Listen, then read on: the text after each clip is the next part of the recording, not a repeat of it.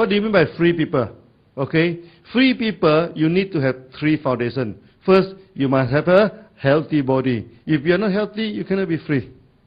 Secondly, financially, you must be free. You cannot be in debt or have any problem. So, the second foundation of freedom is that you must have enough money.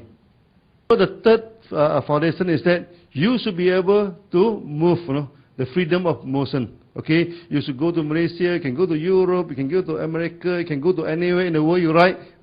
You must have free time. I always tell our member, okay, you may join DXN for 1 year, for 2 years, for 7 years, for 10 years. You must always remember, our dream is always to become a free person. Let's talk about health. Now technology is very good. Are we become more healthy? Yes or no? No. The basic question is that why the advancements of technology do not bring the advancement of health?